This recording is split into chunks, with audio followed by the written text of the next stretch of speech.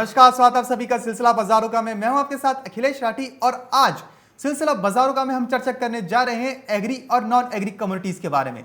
हम आपको बताएंगे कि आज सुबह के कारोबारी सत्र में कौन सी कमोडिटी किस भाव पर खुली है, किस भाव पर कारोबार करती हुई नजर आ रही है और उस पर जानकारों की क्या राय है, जानकार क्या बता रहे हैं कि किस कमोडिटी में आगे जाके कितनी तेजी कितनी मंदी देखने को मिलेंगी, क्या लेवल्स देखने को मिलेंगे, क्या स्ट्रेटेजी बनाकर चलना सही रहेगा, खरीदारी करनी है, बिकवाली करनी है और किन लेवल्स पर आपको मुनाफा कमा सकते हैं, इस बारे में आज चर्चा करेंगे।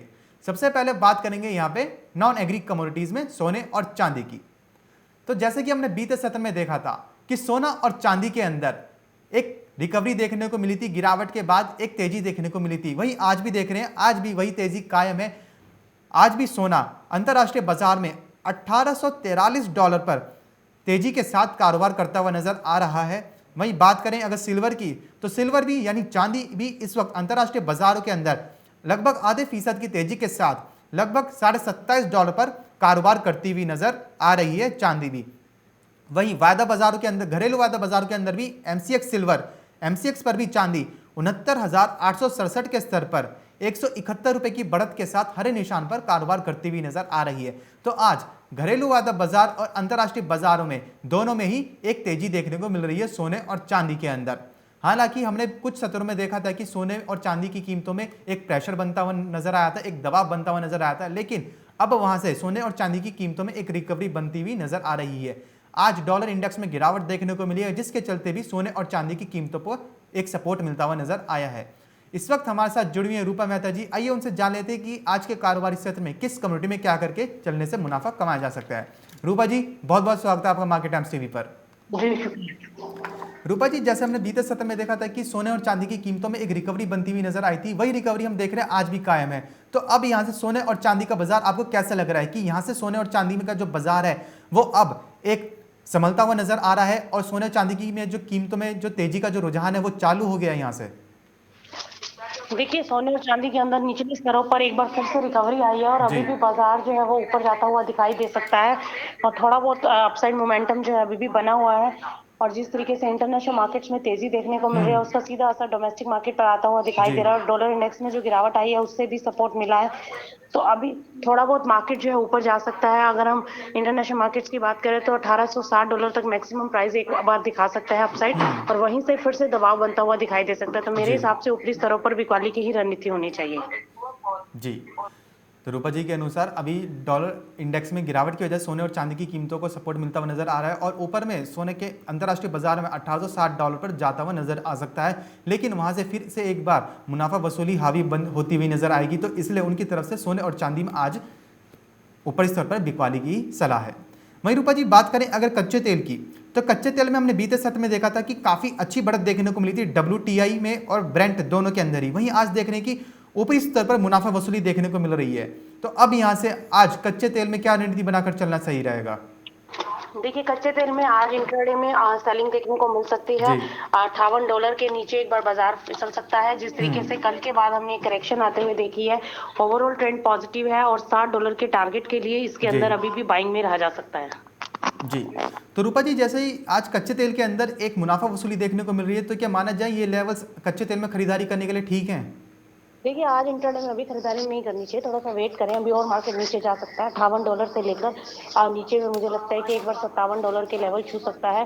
तो वहां पर हो सकता है कि एक बार फिर से बाइंग की अपॉर्चुनिटी देखने को मिले। फिलहाल के लिए कच्चे तेल के अंदर इंट्राडे प्रोस्पेक्टिव से दबाव आ सकता है, लेकिन सेलिंग भी नहीं करनी है, लेकिन बाय ऑन डिप की स्ट्रेटेजी अपनानी है, निचले स्तरों पर खरीदारी करनी है। जी।